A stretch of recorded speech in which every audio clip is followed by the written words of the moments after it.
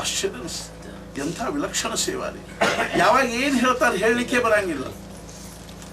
ಒಂದು ದಿವಸ ಸಹಜವಾಗಿ ಮಹಾರಾಜರು ಮುಂದೆ ತುಕಾರಾಮಯ್ಯರು ಹೊಂಟಾರ, ಹಿಂದಿಂದ ಮಹಾರಾಜರು ಹೊಂಟಾರ. ಒಂದು ಆಲೋಚನೆ ಕೆಳಗೆ ಕೂತು ಗುರು ಆಜ್ಞಾ ಅನ್ನೋದು ಹೆಂಗಿರ್ತದ ಅಂತಂದ್ರೆ ಅವ್ರು ಏನು ಹೇಳ್ತಾರೋ ಅದ ಪರಮಾತ್ಮ. ಅವ್ರು ಏನು ಹೇಳ್ತಾರೋ ಅದನ್ನು ನಾನು ಇದನ್ನು ಕೇವಲ ಅವರ ಒಂದು ಪ್ರೀತ್ಯರ್ಥವಾಗಿ ನಾನು ಇದನ್ನು ಮಾಡ್ಲಿಕ್ಕೆ ಹತ್ತೀನಿ ಅನ್ನೋದ ಪರಮಾರ್ಥ. ಅದರ ವಿಷಯದಲ್ಲಿ ಮನುಷ್ಯನಾಗ ಯಾವುದೇ ಸಂಶಯ, ವಿಕಲ್ಪ, ವಿಪರೀತ ಭಾವನಾ ಅಥವಾ ಮತ್ತೆ ಯಾವುದೇ ಭಾವ ಬರದೇ ಇರುವ ಹಂಗೆ ಅದರ ಆಜ್ಞಾ ಪಾಲನೆ ಮಾಡ್ಲಿಕ್ಕೆ ಬರೋದಕ್ಕೆ ಪರಮಾರ್ಥ. ಒಬ್ಬ ರಾಜ ಇದ್ದ, ಅವನೊಬ್ಬ ಗುರು ಇದ್ದ. ಒಂದು ದಿವಸ ಗುರು ಸಂಚಾರ ಮಾಡ್ಕೋತ ರಾಜನ ಕಡೆಗೆ ಬಂದ ಕೂಡ ರಾಜ ಹೇಳಿದ, ಮಹಾರಾಜ कोई साधन बताओ. साधन? अच्छा साधन बताए. ನಾಳೆ ಹೇಳ್ತೀನಿ ಅಂತ. ಮರುದಿವ್ಸ ಏನು ಮಾಡಿದ ಅಂದ್ರೆ ಊರ ಹೊರಗೆ ಒಂದು ಗುಡ್ಡ ಇತ್ತು, ಆ ಗುಡ್ಡದ ಮೇಲೆ ಕರ್ಕೊಂಡು ಹೋಗಿ ಆ ರಾಜ ಹೇಳ್ದ, ದೇಖೋ ಇಲ್ಲೇನು ಕಲ್ಲು ಬಿದ್ದಾವಲ್ಲ ಗುಂಡುಗಲ್ಲು, ಇವನ್ನೆಲ್ಲ 6ರಿಂದ 9 ತನಕ ಇವನ್ನೆಲ್ಲ ಆರಿಸಿ ಕೆಳಗೆ ಹೋಗಿ ಅಂತ ಹೇಳಿ ಹೋಗ್ಬಿಟ್ಟು ಗುರು. ರಾಜ ಆಯ್ತು ರೀ ಹೋಗಿತೀನಿ ಅಂತ ತಿಳ್ಕೊಂಡು ಹೇಳ್ದ. ಬುಟ್ಟಿ ತಗೊಂಡು ಕಲ್ಲು ಆರ್ಸಿ ಗುಂಡುಗಲ್ಲೆಲ್ಲ ಆರ್ಸಿ ಕೆಳಗೆ ಹೋಗಿರು ಬರಬೇಕು. ಮೊದಲೇ ದಿವಸ ಏನೋ ಒಳ್ಳೆ ಗುರುಗಳು ಹೇಳ್ಯಾರ ಅಂತ ಮಾಡಿದ. ಕ್ರಮೇಣ 1 ದಿವಸ ಆಯ್ತು, 2 ದಿವಸ ಆಯ್ತು, 15 ದಿವಸ ತಲೆ ಒಳಗೆ ಇದ್ರೊಳಗೆ ಏನು ಪರಮಾರ್ಥ ಅದ ಅಂತ ಅನ್ಸುತ್ತೆ.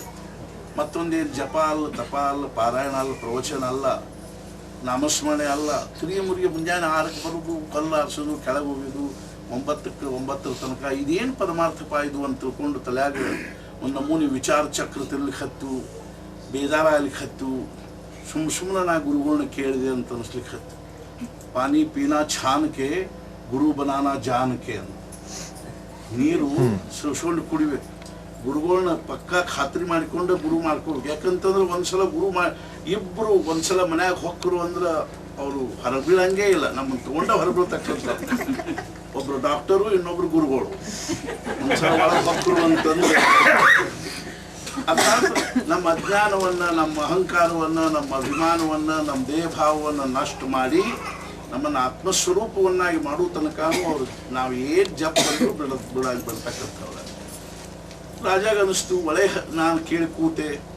ಇನ್ನು ಆಜ್ಞಾ ಪಾಲನೆ ಮಾಡದೇ ಇದ್ರೆ ಹರವರುಷ್ಟೇ ಗುರುಸ್ತ್ರಾತ ಗುರವರುಷ್ಟೇನ ಕಶ್ಚನ. ಇದೊಂದು ಅದ. ತಸ್ಮಾತ್ ಸರ್ವ ಪ್ರಯತ್ನೇನ ಗುರುಕೋಪನ್ನ ಕಾಲ ಸೀಟಿಗೆ ಬೇರೆ ಎಬ್ಬಿಸಬಾರದು. ಅದು ಪಂಚಾಯತ್.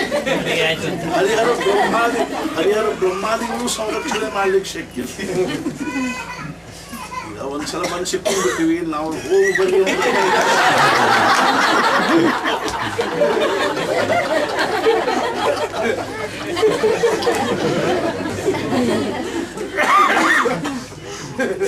ಒಟ್ಟ ಸಮಾಧಾನ ಆಗ್ಲಿಲ್ಲ. 3 ತಿಂಗಳು ಆಯ್ತು. ಗುರುಗಳು ಬಂದರು, ಗುರುಗಳು ಕೇಳಿದ್ರು, ಯಾಕಪ್ಪ ಹೆಂಗದ? ಏನು ಬಿಡಿದೆವು, ಏನೂ ಉಪಯೋಗ ಇಲ್ಲ. ಇನ್ನು 3 ತಿಂಗಳಿಗೆ ಮತ್ತು ಇಲ್ಲಿ ಮತ್ತೊಂದು ನಮೂನಿ ಬೇಜಾರು, ಸಮಾಧಾನ ಇಲ್ಲ. ಏನಪ್ಪ ಒಳಗೆ ಹೇಳಿ ಕೂತ್ರಲ್ಲ ಇವರು, ಏನಿದ್ರೊಳಗೆ ಏನದು ತಿರುಗಿ ಮುಂಜಾನೆ ಬರುವುದೇನು, ಒಬ್ಬನ ಬರ್ಬೇಕು. ಮತ್ತು ಅದು ರಾಣಿ ಅವರು ಇವ್ರನ್ನ ಕರ್ಕೊಂಬರಾಗಿಲ್ಲ, ಸೇವಕಲ್ಲ ಯಾರನ್ನೂ ಕರ್ಕೊಂಬರಾಗಿಲ್ಲ. ಪಿಲಿ ತಿರುಗುದೇನು, ಕಲ್ಲ ಆರಿಸೋದೇನು. ಮತ್ತು 3 ತಿಂಗಳಾಯ್ತು, ಸಮಾಧಾನ ಇಲ್ಲ. ಮತ್ತು ಗುರುಗಳು ಬಂದ್ರೆ, ಏನಪ್ಪ ಹೆಂಗೆ ನಡೆದದ? ಏನ್ರಿ ಸಮಾಧಾನ ಆಗ್ಬಲ್ದು. ಇನ್ನು 3 ತಿಂಗಳಿಗೆ ವಿಚಾರ ಮಾಡ್ಲಿಕ್ಕೆ ಹತ್ತ.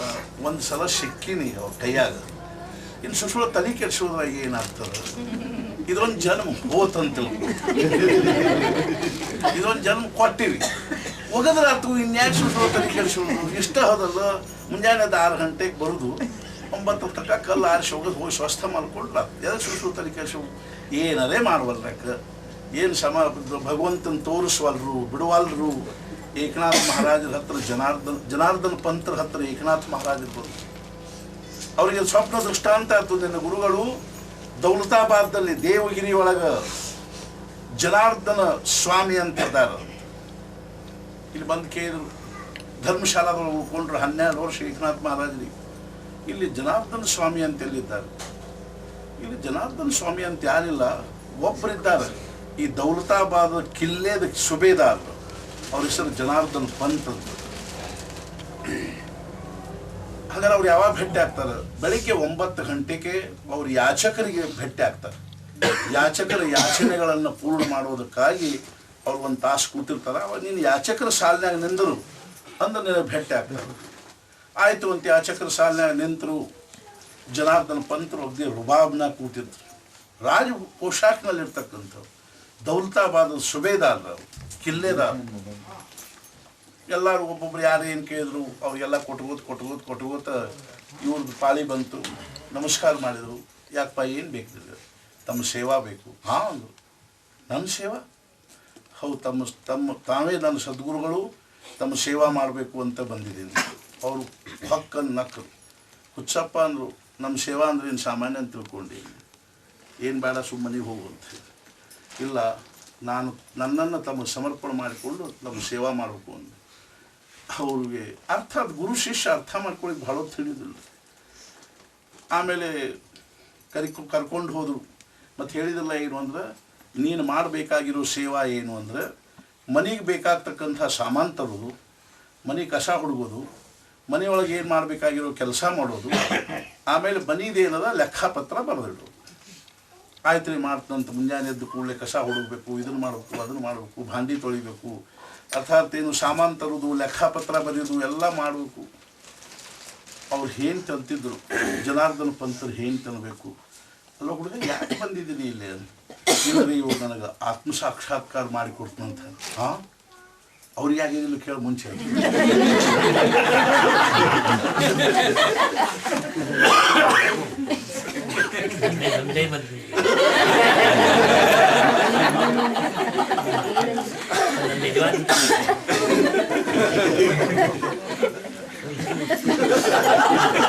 ಒಳ್ಳೆ ಸಿಕ್ಕೊಂಡು ಕೂತಿಲ್ಲ ನೀನು. ಅದು ಸುಮ್ಮನೆ ಮನೆಗೆ ಹೋಗ್ಬಾರ್ದು.